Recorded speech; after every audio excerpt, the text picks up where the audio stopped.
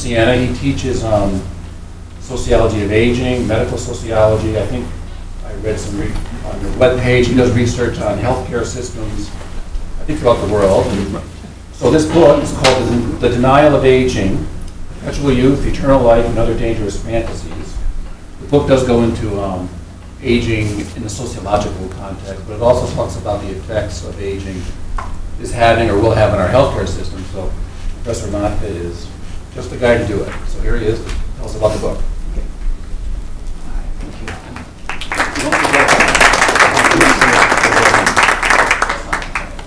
No. Okay.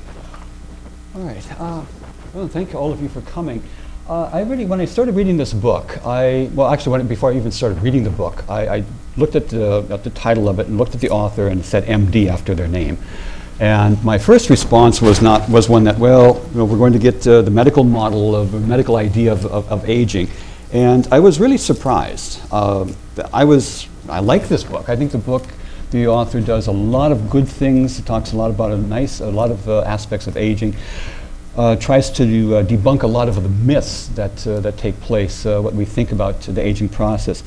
But to sort of get a beginning point, I'm not sure how to. Let me just jump to something that she talks about in the preface of the book, as a sort of a beginning point. She said the description of what old age entails. She says a good old age involves more than physical health. At least as important as health is an individual's emotional, spiritual, and social life. Also critical is the environment, the home, and community in which a person lives. And the ultimate determinant of a good old age is the ability to derive meaning from life with all the factors, health, emotional well-being, housing, and so forth, serving to facilitate a sense of purpose, belonging, and continuity. I don't think you can ask for a better idea of what old age is really about. I mean, because she's, trying to say, that old age is something that's not just, our chronological age, but it's everything that we're involved with. It's all what we are, what we do, the kinds of interactions we have, the people that we engage with, what we do in terms of a spiritual life, our sense of community. All of this is really part of what the aging experience entails. Now, with that, however, there is a problem that I think is really evident throughout the entire book. And one of the problems that I really have trouble with is that she tends to assume, I think, that there is that we all age and that we're all either all middle class or that we are all upper middle class. And that because of that, that we're going to have a certain set of experiences, that we're going to view the aging process in a particular way. And so when you do that, when you make this kind of an assumption that on the basis of social class we're all very similar, it really makes it difficult then for a person who is poor, who has been poor in their youth, had been poor throughout their life, throughout their adult years, and then going into old age, that they will experience old age very, very differently than what a person who is middle class or upper middle class. So again, with that in mind, the rest of the book, the book itself, what she talks about, I think, is very accurate. But again, with that aspect, I think we have to really keep in mind that she is focusing her approach toward a particular segment of the population rather than just simply the entire older age population. And again, the idea what she's really focusing on is baby boomers. A lot of the emphasis here is, what can baby boomers do, and what baby boomers believe, and what we really need to do to try to change, to really develop a better understanding of our old age that we're going to experience. And again, I'll come back to this because at the very end of the book, she really tries to tie everything together. And when she does, again, she is focusing on the baby boom generation.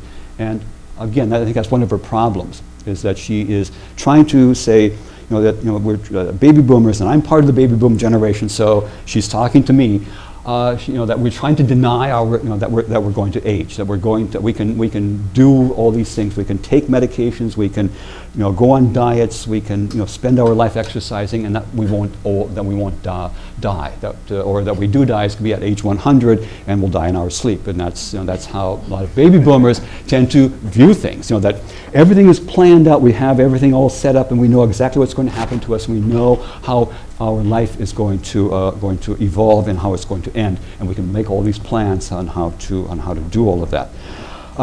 Again, I think that's the real strength of this book, is that she is trying to say no. Let's get real about what old age is, and I think so. When she titled the book the Denial of Aging, that's exactly what that's what she is trying to get at. That as baby boomers, we've grown up with this idea that that we are perpetually young, that we're always life, the society revolved around us. It revolved around us when we were growing up. That we had to build new schools, we had to build new colleges when we got to that point. So everything was about us. And so as we go through middle age and then get into old age, we don't want to experience. We want the experiences to be the way that we want them to be, not the way that they're going to be. She uses a lot. One of the things about being a doctor, she's had a lot of experience. So she's seen a lot of patients, and so what she does throughout the book is she takes composites of the patients that she's had, and then she puts that together and provides an example that will then help to explain, help to describe, what she's talking about in each chapter. That's nice. I mean, it's very, very helpful to have that kind of an example of, okay, here's a person who's going through this, experiencing this, wants to do this, does not want to do this, whatever. And then here's the reality. That, I think, is a great way of providing the reader with a picture of what is going on. The problem is, and again, maybe this is a difference between being a medical doctor and being a sociologist, is that when you focus on individual behavior, you get a picture of what's happening. But when you do that, you also begin to lose the picture of why it's happening. And so when she provides these examples, they give us a picture of what is happening to an individual, but what we are not really seeing is why that's happening to that person. So again, you have this individual, but you don't really see why, the structure, how is society structured in such a way, what kinds of policies, how does the political process influence why this is happening. With Medicare, whatever it may be. So again, it's one of those points that it's probably just a difference between my approach to doing things and looking at things in life and the way that she has been trained to look at things. But again, it's certainly somewhat of a minor point, but again, it's just one of those kinds of differences that I certainly would have picked up on throughout the entire book. I think the easiest way to really talk about this book is she has it broken down into a number of chapters, and so what I've done, what I've put together is just simply looking at each one of the chapters. She has an interesting title for each one of the chapters, and then tries to explain what she means by that in that particular chapter. So, chapter 1, for example, she talks about an ounce of prevention. And one of the so she said, she questions the need for many of the medical procedures that are currently performed.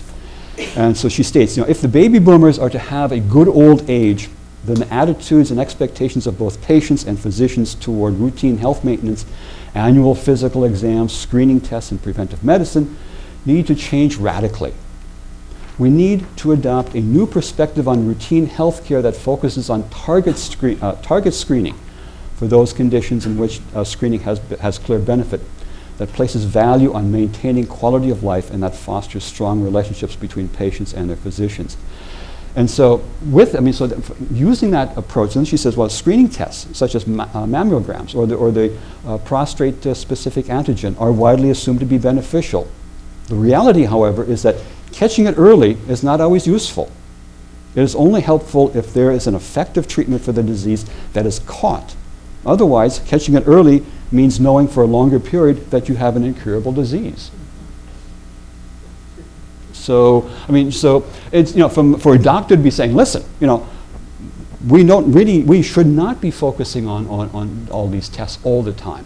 if you are 50 years old and found that you have this disease, well, then you're going to know it until, for a much longer period of time. So her approach is, maybe what we really need to be doing is screening, is rethinking what we are screening for. And then, because then what she suggests is, she says, prevention becomes important. She said, however, what we are trying to prevent is important and changes over time. For example, falling and breaking a hip is particularly problematic for an older person. While falls cannot be prevented, there are factors that predict them. Muscle weakness, poor balance, and taking 4 or more prescription medicines are all predictive of the likelihood of falling. Older individuals that did not have any of those factors had a 12% chance of falling. For an older person with all 3 of those factors, they had basically a 100% chance of falling. So the point is, that what we should be focusing on in terms of prevention is trying to prevent those things that we know will have a direct impact immediately on an older person. And so try to make sure that an older person is going to be in an environment where the chances of falling are going to be diminished. If an older person is taking medications, has other risk factors, try to ensure that person is going to be taken care of, so that you try to prevent that person from falling and ending up in the hospital or in a nursing home. So I think, again, what her point is very well taken. She's taking a very, very pragmatic approach to aging, is really what it amounts to. So let's get away from a lot of the heroics of medicine, and let's use medicine as it's really should be used, as to try to ensure a person with a good, healthy, productive life, but not use medicine to a point where you're going to affect that person in a negative way, even though you are saying that you're trying to help that person by giving them more and more treatments or more and more medicine. Chapter 2 is basically the same thing. She's, when less is more, and again ties into this whole idea of prevention. So in other words, how much do we really need? It's what she's referring to in chapter 2 is the over-treatment of the frail elderly. Her approach would be use what she refers to as disease management. In other words, monitoring a person's symptoms. But as a tool for addressing diseases in old age. Use people to provide care for the person rather than using technology. A high labor and labor-intensive approach is more beneficial to a person than a high technological approach to caring for a person.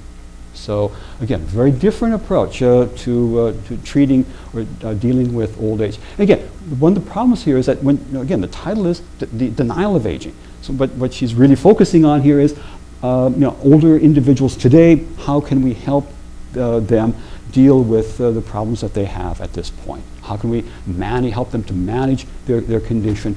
Again, it's useful for baby boomers in the sense that, again, you can begin to see where the problems are right now and how things can be changed.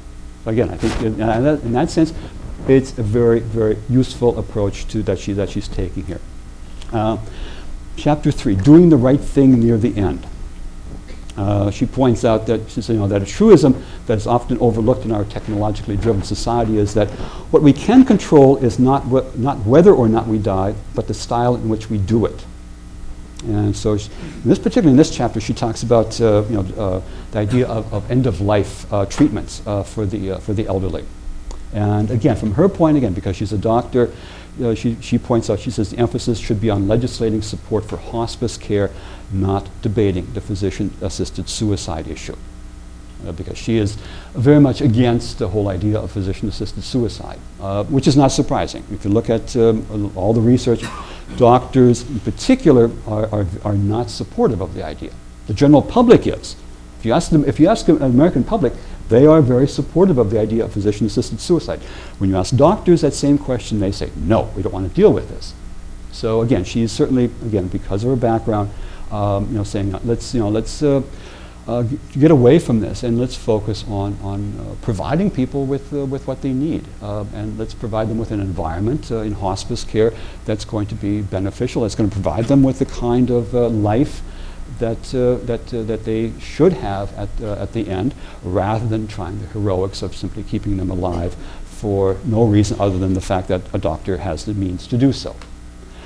And then she gets into, after this, this is sort of like I said, the first 3 chapters are really focusing on, okay, what we can do to try to prevent problems, what we should do towards the end of life. Then she sort of, she really switches in chapter 4, because then she gets into the trouble with Medicare. And if, with all the things going on today with the prescription drug Part D of Medicare and everything, she's already talking about, she doesn't get into that as much as, but other aspects of it. This is the end-of-life care, and again, bringing in chapter 3 back into chapter 4 here. She said, the end-of-life care illustrates all of Medicare's perverse incentives. Use of high-tech rather than low-tech care, substitution of institutional care for home care, and a focus on acute rather than chronic illness. Again, all the problems that Medicare, the way that Medicare is set up in terms of in terms of how it provides care for and services for the aging population. Her approach to Medicare is, let's change it. Let's change Medicare. Let's, instead of having just sort of this one Medicare program, her approach is, let's have 3. Now 3 different packages, what she refers to as the intensive package, the comprehensive package, and the palliative care package.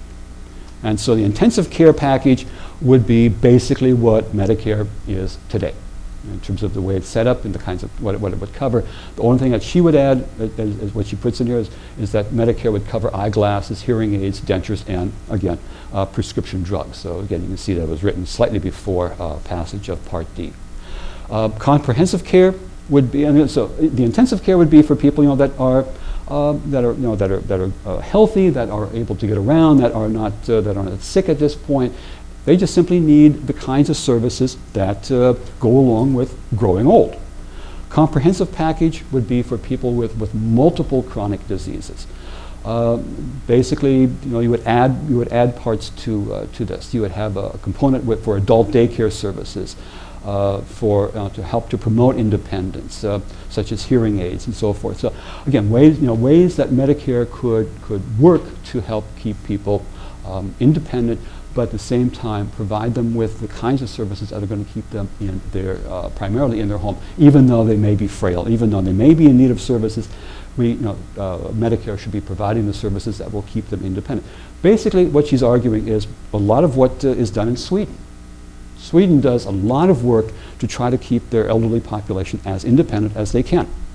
That means, providing them with daily nursing services, health care in the home, all the things that they need so that they can stay as independent as possible for as long as possible. It saves the country money on their health care.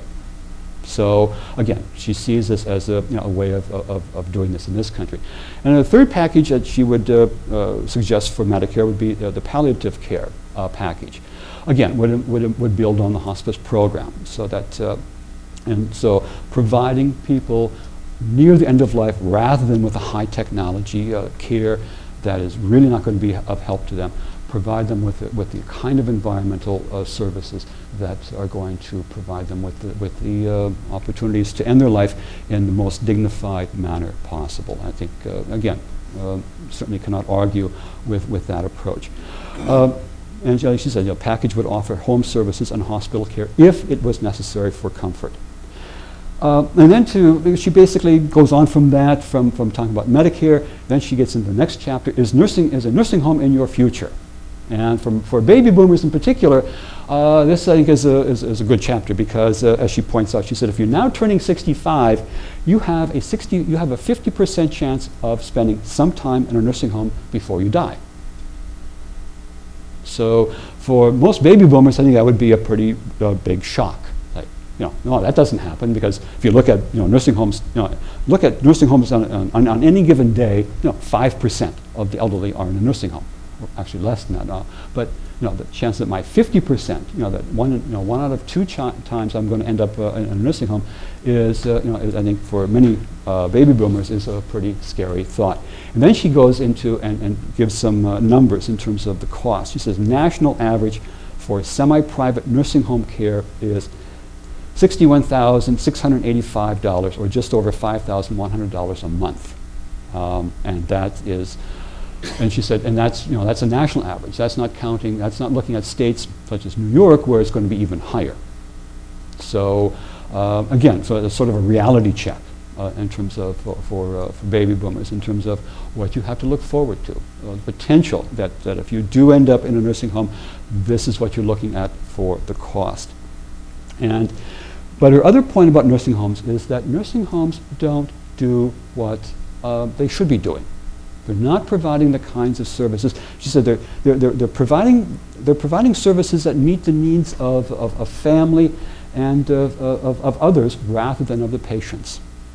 Again, knowing this for a long time. She faults the nursing homes for not providing the kind of care. She faults the government not so much for regulating nursing homes, because again, the regulations that the government has developed came out of the 60s and 70s, when you had all of the problems of nursing homes coming about, and really realizing what is happening in nursing homes. Regulations came out that began to say, you can't do this, you have to do this. Her point is not that the government has overregulated nursing homes, but rather that that nursing homes are built in such a way that they don't provide the kind of care, the kind of quality care that people really need. And so she gives a few examples of some nursing homes, and again, really emphasize the word some here, some nursing homes in this country that are moving away from this institutional style that we find in really all nursing homes today, and moving towards more of a neighborhood or a community approach to care. You have a little area over here where you have 4, 5, 6, 10 rooms, and then you have a little day area. You have nursing staff that are there, that are providing the care to those individuals. So rather than having to come down to a central dining area, you can dine with the people that you know, that are part of your little neighborhood. We need to change nursing homes to develop to meet that kind of feeling of being a person, as opposed to simply being a patient. And so, again, she talks a lot about how we need to make these kinds of changes. And again, I certainly would not argue with her on those. She also points out, she said that people that work in nursing homes need more training. They need better pay. They need better benefits, because, again, these are the individuals who are helping these patients on a daily basis and working with them. And they are people that are not particularly happy with their job because the pay is low. There's a lot of work, and there's very few benefits. And so she argues we need to really change that kind of work environment, and by having people who are receiving the kind of pay that they should, they're going to provide better care to the people that they're caring for. The next chapter, on chapter 6, assisted living. Again, very similar idea. I mean, she talks about assisted living and how is it a good idea? Should we have assisted living programs? Which one we do have them, but her point is we need to regulate them, because they're not regulated in the same way that nursing homes are. We need to ensure that assisted living environments are going to have the kinds of services that older individuals need. So all of these factors become, from her point of view, very important. The benefits, in order to meet the combined social and housing needs of older people, we need to add a new comprehensive long-term care component to Medicare. So one way to achieve this would be through a new Medicare benefit. Again, so talking about nursing homes, talking about assisted living. The benefit that she was proposing in this book is to have a long-term care component of Medicare, so that whether it be an assisted living or nursing home, people over 65 who need it, and who have need help with at least 2 activities of daily living, they could receive some support. If we had a program of long-term care, from her point of view, it could pay upwards to 80% of the cost after, say, about a $10,000 deductible, and then with a maximum, say, of about $200,000 that would pay out per person. Again, the idea is not new. This is an idea, that's very similar, again, to what Germany is doing. Germany has a program where if you are working, it's 1.5% of your pay is coming out of your paycheck and goes into a long-term care fund. And so it's not going to pay for your entire long-term care in Germany. It pays for right now roughly half of your care. But again, it's a beginning point. It's a way to say, well, here are other ways that we can go about providing for people who are in long-term care. Again, because of the expense. Chapter 7, the lure of immortality. And again, she's coming back to, starting to come back to really focusing on the baby boomers. And in this particular chapter, again, a few things, just to point out a couple of things that she talks about. She says, in parts of Florida, the state with the largest elderly contingent in the United States, Medicare spends more than twice as much per capita for health care as it does anywhere else.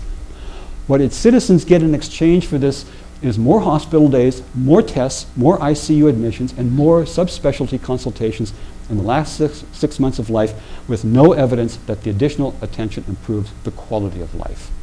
And again, a point that she keeps coming back to. She said, successful life extensions, that is, doing more than eliminating premature birth and instead increasing both average and maximal lifespan would create a real problem in our society. So again, the idea of longevity, we want to live to be 100 or 120. Again, if we as a society do that, what are some of the problems that we're going to face? Again, think about what's going to happen in terms of the demographics of a society. We're going to be looking at an older age. If we increase the life expectancy and lifespan, we're going to change the demographics in such a way that we'll have as many older people as we will younger people. We'll have what they call a population pyramid that instead of being a pyramid will be a rectangle. That becomes, again, a serious problem in terms of how do we pay for all of that? Because, again, we don't have the money.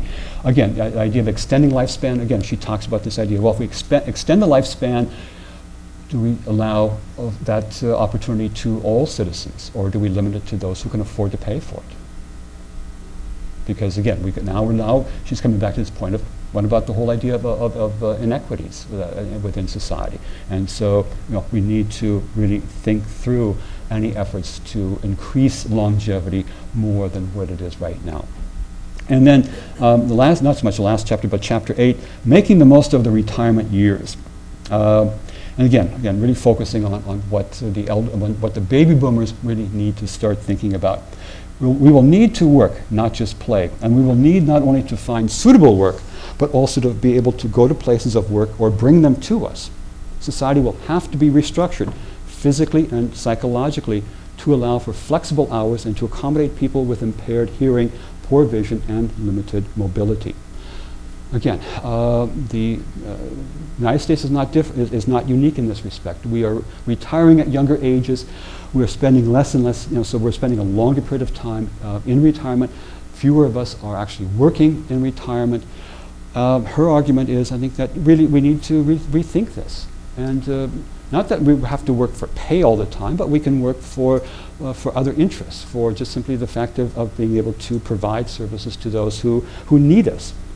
But within this chapter, she also then comes down to something else. She says, however, the true barrier, and again, the true barrier here to the problem of retirement is our deep-seated faith in individualism. She says, to have a good old age, we are going to have to think of ourselves less as isolated atoms and more as molecules, parts of compounds that combine with other compounds to produce new and marvelous substances. Excessive emphasis on autonomy has brought us a lot of problems. Excessive adherence to autonomy encourages the baby boomers to demand painful and useless treatments. It prompts us some to resort to suicide when these treatments fail, and it teaches us that we should seek personal fulfillment even in our final days. Only a radical change in attitude will allow tomorrow's elderly to accept limits on medical treatment, to endorse palliative care at the end of life, and to enjoy their final years in an environment that is truly conducive to fulfillment. So again, and this is towards the end of the book, this is really one of the major points that she is really addressing.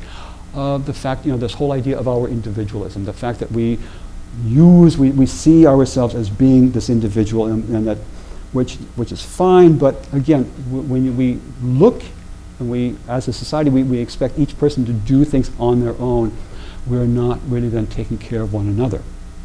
And so she's taking much more of a communitarian approach to society as opposed to an individualist approach to society. And again, it raises a lot of questions about, are we willing to make that kind of a change as a society, particularly for the baby boomers.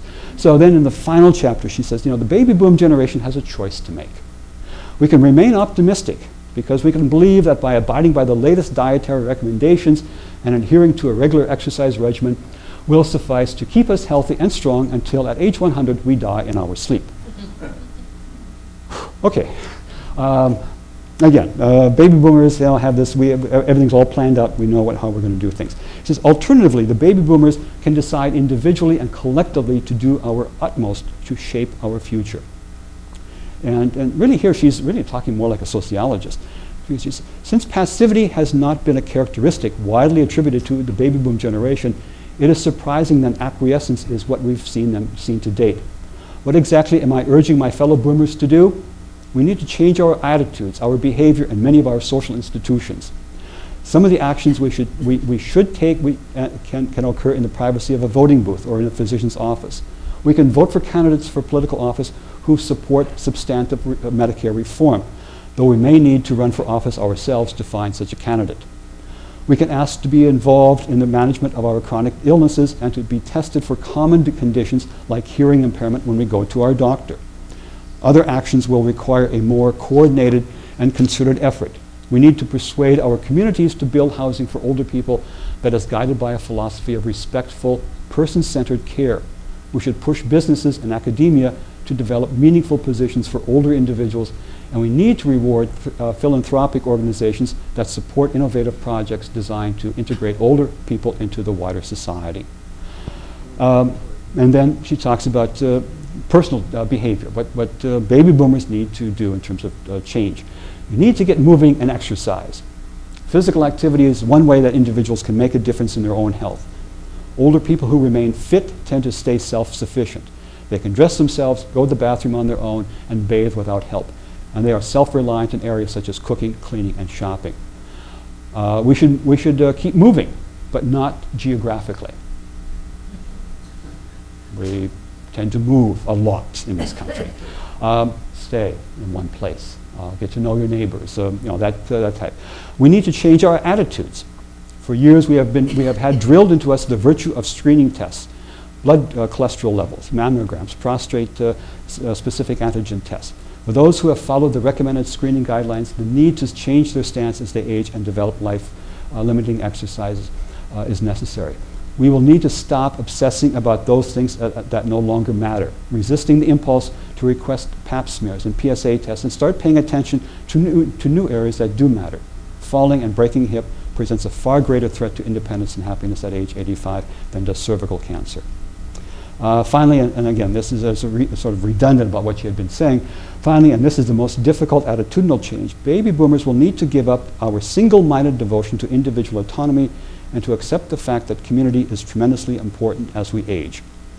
And then how can we help baby boomers as they age? And so she has a few things, a few ideas in terms of helping baby boomers age. Putting exercise equipment in senior centers, along with providing them free transportation to the center, would facilitate exercise. And she goes even further than that. She says, an even more potent stimulus would be a system of accumulating points, analogous to frequent flyer miles, which could be credited toward the price of prescription drugs or the cost of subscribing to Part B of Medicare, or result in a discount on a Medigap policy. Medicare would in effect subsidize the costs for enrollees who engage in effective health promotion. In other words, if Medicare were to set up a program whereby if I exercise daily, I could call up and say, well, I could go down to a senior citizen center, exercise for half an hour, put my name down, check it off, okay, I get credit for that. And so I do this on a daily basis, or every other day basis. And so over time, what that would do, it would add up points. And those points, and I could then apply to, she suggests, I could apply that to paying for prescription drugs for me. I could apply that to, paying for Part B on Medicare. but a way, because what it's doing is an incentive program. It's saying, you know, that if you want to stay healthy, here's a great way to do it and earn something in the process. So again, we certainly cannot really fault her for this, because I think it's a great idea. In fact, watching the news last night, on CBS News, basically in part of the community in China that's doing much the same thing. If an older person, again, because they're changing, there's less emphasis on children providing care for their elderly parents. And so what they're doing is they're saying to people, listen, if you provide care to an older person in this community, we'll, again, check it off, and this earns you points. So that when you get older, someone will be there for you. So that you are basically working to provide care for yourself in older age if you do not have someone to provide care for you. So again, just again, different ways, again, a lot of different ideas, good ideas, I think, about how we can make some changes. And then finally, she points out from some other research that was done, the most satisfied old people cared about and reached out, she said, finally, from recent research, the most satisfied old people cared about and reached out to other people to whatever extent they could. They accepted their dependency, but maintained hope and believed in doing things for themselves if they could. They retained a sense of humor, took pleasure in their past achievements, and remained curious about the world. Most important, they retained contact and intimacy with old friends, continually renewing their relationships. Again, the whole idea of just simply remaining active and remaining involved in the community. So again, I think there's, like I said, there's a very enjoyable book. It's a very good book because it does provide us with a lot of good ideas of what we can do, how we can make some changes that are not going to cost a lot of money, but it will create some changes within society. So in terms of a couple of observations, one particular observation here is that her insistence that we as a society limit access to health care as we age because it is of little value. I think there are some problems with this. The idea that, well, let's not give older individuals all the medical care because it's really not going to help them. That, if we were to adopt that approach, that could lead to some problems. One problem it could lead to is that you would not see a lot of innovation, medical innovation, in terms of treatments or drugs to deal with problems that are specific to the elderly, because there would be no incentive to do so. The second problem with that would be that we would tend to devalue. The potential is that we would begin to devalue the elderly population because we would see them as not being important anymore. If we don't, if we're not going to provide care to them except for maintain their basic needs, then we're going to begin to see them as being less and less important. The second real broad concern here with her book is the emphasis on individualism. Like I said, I really applaud the lack of the change from individualism more to a communitarian approach. We're not going to see that anytime soon. That's not going to change. We are in a society right now where we are focusing on this idea of a ownership society, as we hear from the current administration in Washington. The idea that we're going to own our own health care. We're going to own, if they have their way, we will own our own Social Security. So in a sense, what she is pointing out is that what we need to do is change exactly away from the direction that we are headed. And whether or not we will do that is to be seen. But again, we're not, the direction that we're going right now is that we are headed more towards creating a greater emphasis on individual responsibility, individual behavior, as opposed to less, as she is suggesting. So I think, again, it's not a fault with her book. It's just, I think, more of a reality that certainly what she is suggesting would be fine, but presently that's not going to happen anytime soon. We're going to expect baby boomers and probably even their children and grandchildren to be more and more responsible, because the idea of the social contract between the individual and society has become less and less important to many. And as we reduce the social contract, then we change our responsibility. We become more responsible for our own well-being.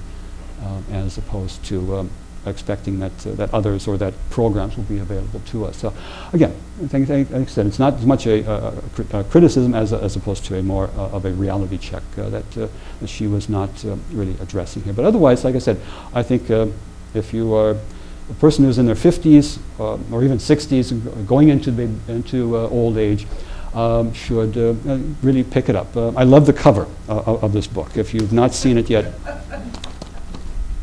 the idea of,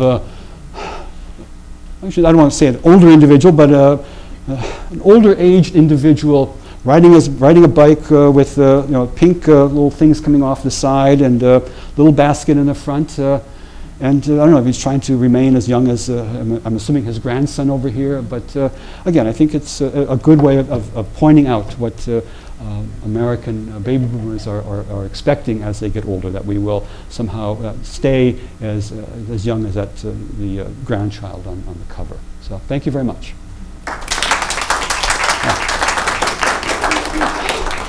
Any questions? Yes? Do you think that possibly she addressed the book to baby boomers because she sees that they have 20 years ahead of them and a critical mass to make changes in public policy? Oh, to some extent, yes. I mean, when I teach my course on the sociology of aging at Siena, one of the things I bring up to students is that, if we want to really see change, one way of doing it would be to see hundreds, thousands of older individuals with their canes, with wheelchairs, storming, whether it's New York State offices or Washington. That would really bring about, I think, some change. The other thing I wondered, you're talking about limiting health care, which the very phrase has a pejorative sense. Mm-hmm. Healthcare is limited. Yes, it is. By economics, primarily, but by many things, by geography and other things.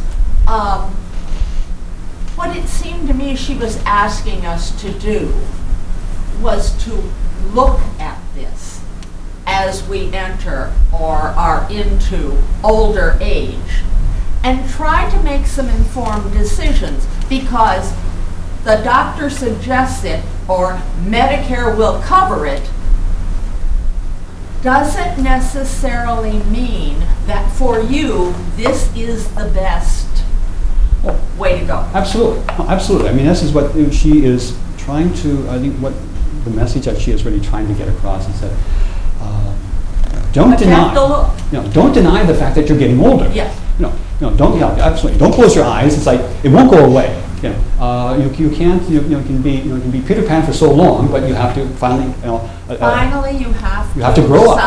Sign your living will. Yes. And bite the bullet. Yeah. And you have to realize that that growing old does not mean that you are going to become irrelevant or that you're going to become useless, but that you have to just simply make accommodations. It's not persistence. No, it's not. Yes. As a sociologist,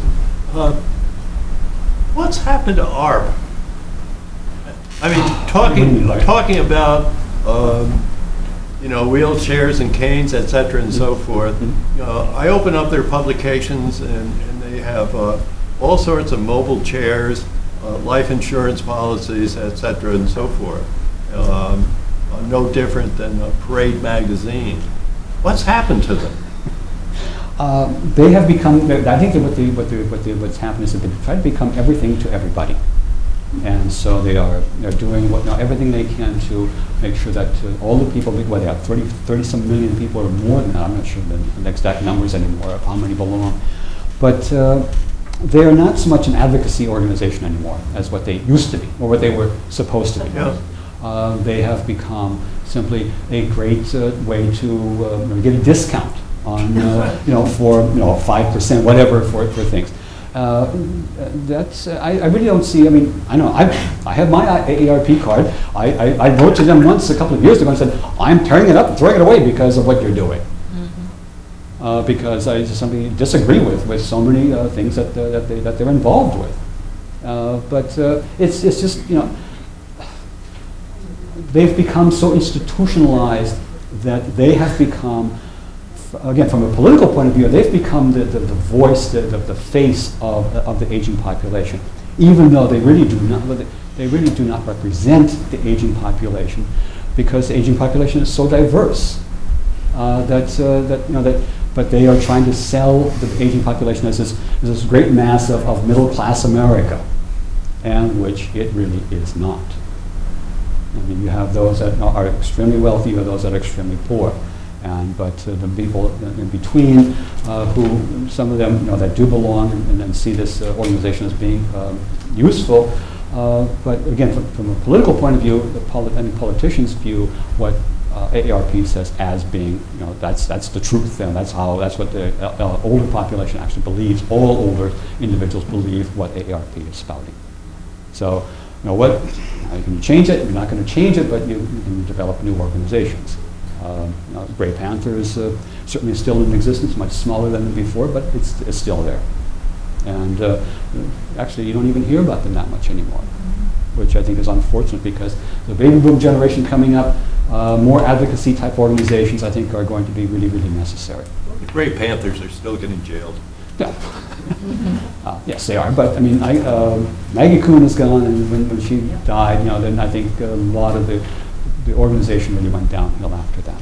Thank you. Yeah. Yes. You also have advertising on television, which is constantly drumming over and over that you're going to need a wheelchair, get this medication, ask for that medication, get this test, get that test, go to this nursing home, go to that. I mean, you're inundated day after day after day after day with that. Mm-hmm. And then even the medical profession, my doctor said that the philosophy is the most drugs at the highest dosage as soon as possible. And this is exactly cure everything. And she and I disagree completely on this approach, but that's what she said the philosophy is. Yeah. And this is what I think is so nice about the author of this book. She is a medical doctor herself, and she is saying, no, we don't need to do this. Let's get away from this, because you're not giving the person the quality of life. You're giving them a quantity, and there's a big difference between the two. And with television, I wish we would do what they do in many countries in Europe, and that's that they simply don't allow it. We didn't used to allow it. The change came about. And if you really want to see all kinds of medicine being thrown at you, watch particularly the evening news. At 6:30, I mean, how many commercials there are between 6:30 and 7 on whether it's ABC, CBS, or NBC, is one after another, because they know that those news programs are going to be watched by individuals 50 and over. And so they are selling everything during that period of time. And so people go run. The purpose is you run to your doctor and say, well, I have the symptoms, so I should take this drug because it was advertised on TV, and well, it will help me. No, not necessarily. But again, doctors are going to practice defensive medicine, so well, let's give you a test. Okay, maybe we'll give it to you. I mean, but again, all you're doing is adding up the bill. Sometimes people don't even know what the drug is for. They don't even tell you what it's for. They just tell you, ask for this thing. Ask your doctor if you need this. Yeah, exactly. Purple pill. Yes. Yeah, purple pill, pink pill, it doesn't matter. But, it's a pill. Yeah, the purple pill. And somehow pills are going to make you feel better. Yes. What you said about boomers thinking they can be in control of life, and they expect that if they have a health issue, that they will be able to get something that will fix it. And I think this just lets them slide into thinking that old age is something that can be fixed, but all it's doing is just suddenly you're defined as a patient. And you haven't had any input into that. You've just kind of bought into that system. And the other problem with that is, again, I think her approach, her feelings about things such as physician-assisted suicide, I mean, being really against it. If you look at, not just in terms of physician-assisted suicide, but there's another type of suicide. It's called rational suicide. And again, this is something that a lot of, I should say a lot, but people who are even in their 30s and 40s will have a strong belief in that. If say I'm 40 years old and I find out that that I may, not that I have, but I may have a particular marker for a particular genetic disease, and knowing what the consequences of that will be in my later life, rather than having to face that 30, 40 years from now, I want to end my life because I don't want to have to go through that. I mean, that, when you talk about the idea of, want to be in control of what is happening, I mean, that's probably the ultimate of killing yourself before there's anything even wrong with you. But you think, but you know that at some point there may be something wrong with you. I think deciding today is the right day to die is a decision that changes day by day once you get to that point. Yeah, but and again, like I said, for baby boomers, we've been raised with this belief that we are in control of everything. We've always been in control, and we can control the aging. We can control our own aging process. You can't. You can again. She suggests you can exercise. You can do things that are going to keep you healthy, that are going to keep you active and keep you involved, and will keep your body potentially in better shape if you as opposed to not doing that. I mean, it's not a cure-all, but it's a way of helping you to age better than what you would if you did not do that. And I think that's really an important point that she really tries to drive throughout the book. Yes. Do you have a ballpark figure for the use of assisted suicide once it's available? I know there are some figures out in Oregon. If you look at Oregon, and again, when they first passed the law in Oregon, the fear was that people that are just simply going to there's massive people are going to commit suicide, and it doesn't happen. I mean, the numbers of people that went to a doctor and said, I want the prescription so that at some point in time, if I want to take this medicine to end my life, I can. The numbers are very, very small. They're in the I think 40, 50 total, and that they are no different from the people that did not request it. The only difference between the individual that requested the prescription and those that did not is the fact that the people that did request it are slightly better educated. Other than that, there's no significant difference in terms of income level, in terms of age, any other demographic factor. So, it has not. The fact that Oregon has this law has not really changed the dynamics of dying in the state. So perhaps a little more relaxed about the whole thing, because if it does get, you can do something. Yeah, but again, the safeguards that are built into the system, you have to be a resident. You have to live there. You just simply can't go from New York and say, well, I want to go out to Oregon and get a prescription. That's not going to happen. Because you have to be a resident. You have to have a doctor. Your doctor is not under any obligation to give you that prescription. So so if you go to a doctor and if you have a family doctor and that doctor says no, I won't do it, then you have to find another one that will do it. You have to. So there are a lot of safeguards that have been built into what they passed. It has not at this point led to what some were concerned with the slippery slope. But again, that's under very, very controlled circumstances. Would things change if it became available nationally? Potentially, you would see, I think, some changes.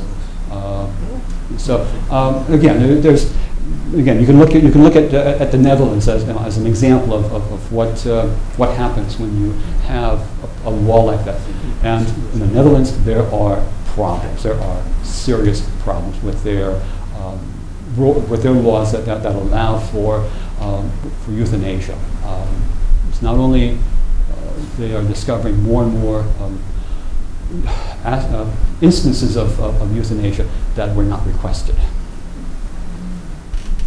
So we're really running into situations where people are not requesting that the doctors are taking upon themselves, in some cases, to end a person's life without their knowledge. So, again, so they are moving somewhat down that slippery slope. Well, thanks for coming. Okay.